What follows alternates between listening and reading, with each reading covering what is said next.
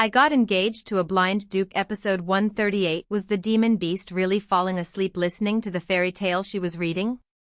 Was this actually possible?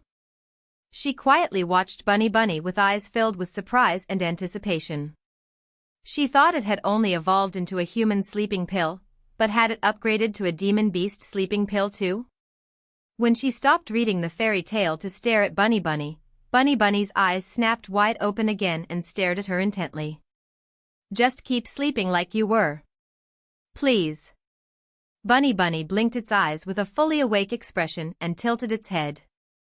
Marin had no choice but to lower her gaze and start reading the fairy tale again. Sleep. Sleep. Keep sleeping. As she read while sneaking glances at Bunny, she could see its eyelids gradually closing again. Marin read a bit more of the fairy tale before pausing. Briefly.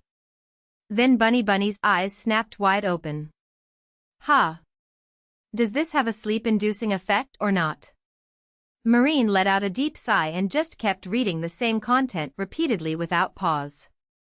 Since she had started this to stay awake anyway, she planned to see who would win until sunrise, that demon beast or herself. The sun rose. Her throat was already dry from not being able to drink water, but after continuously reading the fairy tale book, her throat felt like it was burning up. Water. I want to drink water. Marin sneaked a glance at Bunny sleeping peacefully.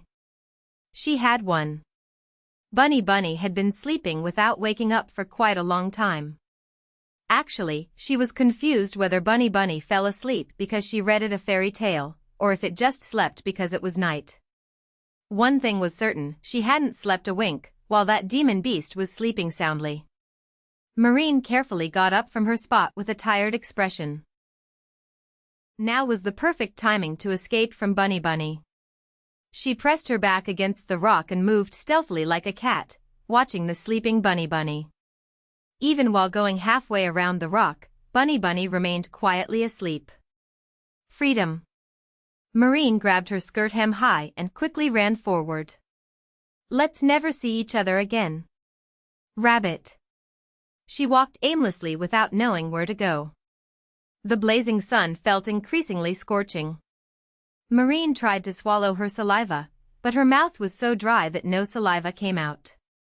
If there were any cacti around, I'd cut them open and drink from them. Screech. At that moment, a chilling sound came from beside her. Marin quickly stepped back while glaring at the demon beast approaching her. The creature approaching with its poison-red tail raised high and large pincers digging through the sand was a scorpion-like demon beast, a skull. As the human-sized skull approached, her legs trembled involuntarily. Marin took a deep breath and pulled out her 3-section staff, preparing for attack. Could she defeat this demon beast? Beads of sweat on her forehead dripped to the ground. The highly tense Marin tried her best to recall Master and Elmis's teachings. She put strength in her lower body and prepared for the skull's attack. Just as the skull that had approached near her was about to grab her with its large pincers, white fur suddenly appeared in her vision. Growl.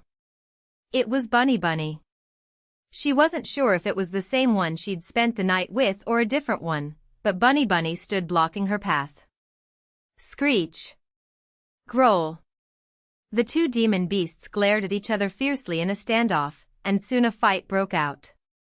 The furious Bunny's rabbit teeth grew longer and longer until they reached down to its torso. Bunny leaped up and mounted the skull, then stabbed the skull's body with its teeth.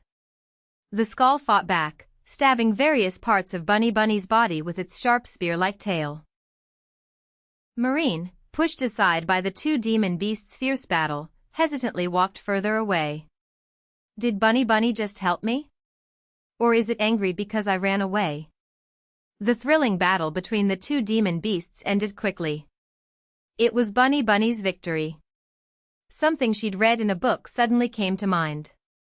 Bunny looked cute, but it was quite a high-level predator among desert demon beasts. Could she defeat that powerful muscle rabbit? Bunny tore the skull into pieces and ate it. Marin's body froze in terror. She stood there watching Bunny Bunny with anxious eyes. Am I next? At that moment, Bunny Bunny suddenly turned its head toward her. Marin was startled when her eyes met directly with Bunny Bunny's. Bunny Bunny seemed to be looking at her with resentful eyes, as if asking why she had run away leaving it behind. I didn't run away, it's just that you were sleeping so soundly, Marin muttered excuses before stopping, finding herself ridiculous. Bunny Bunny turned its head away again and focused on its meal. It sure eats well. To safely escape this time, she watched Bunny Bunny and took a step, but Bunny Bunny looked at her again. Why? What? Bunny Bunny chewed enthusiastically while watching her movements like surveillance. Hey, is it only tasty when you eat? I'm hungry too. And thirsty too. Marin now openly attempted to converse with the demon beast. At her words, Bunny Bunny kept perking up its ears, but didn't stop eating. Yeah. Eat a lot. Marin plopped down on the sandy ground. Even if she ran away, that creature would probably follow her again. She blankly watched Bunny Bunny's meal and swallowed her saliva. To drool watching a rabbit eat lobster, she felt pathetic.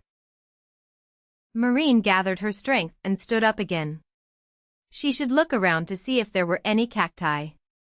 Then Bunny Bunny narrowed its eyes again and followed her movements with its gaze. Only after seeing the look filled with determination not to let her go if she ran away did Marin realize. She was Bunny Bunny's emergency rations. Or maybe a lunchbox. So, it had no intention of eating her right now, but was keeping her alive to eat when hungry. Marin swallowed her tears inwardly and spoke boldly to Bunny Bunny. I clearly said I don't taste good. And right now I'm getting even less tasty because I'm thirsty. Water. I said I want to drink water.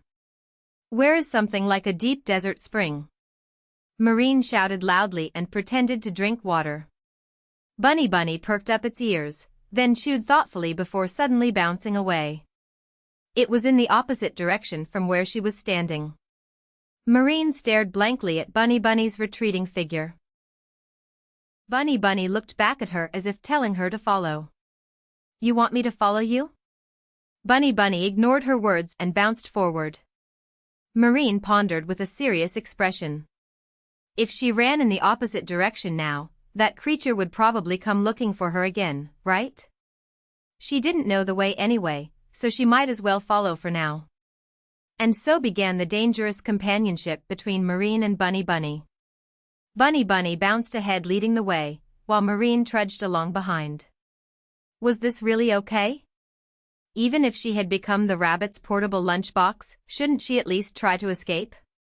Her worries were deepening. Bunny Bunny's round bouncing bottom looked exactly like the rabbit she used to raise. Though all rabbit bottoms are probably round. Where do monsters come from? Count Blusher, the historian who called evolution theory utter nonsense in that book, was wrong. According to the original story, monsters had indeed evolved to adapt to their environment. No one knows when monster evolution began. However, monsters evolved according to their ecological environment and came into conflict with humans. Why? Because humans tried to kill monsters. Both humans and monsters were fighting each other for survival. Had that Bunny Bunny also been an ordinary rabbit before? Lost in useless thoughts, she walked on the sinking sand. Bunny Bunny would lead the way for a while, then stop and wait when she fell behind. The sunlight grew increasingly intense, making it impossible to open her eyes properly. Marin could only see ahead after creating shade with her hand. It could just go alone. Did it like its lunchbox that much? Bunny Bunny tapped the sand with one foot as if complaining about how slow she was. Look at that arrogant attitude. She would never dream of a rabbit-like husband again. Wolves were definitely better than rabbits. A reliable and seductive wolf like the Duke was much better. I miss you, Lord Gerald. Just as tears were about to well up thinking of the Duke, Bunny Bunny snorted. That hateful rabbit. It wouldn't give her a moment to be sentimental. Bunny bounced forward again. Marin gritted her teeth and glared fiercely at the back of Bunny's head as she followed behind.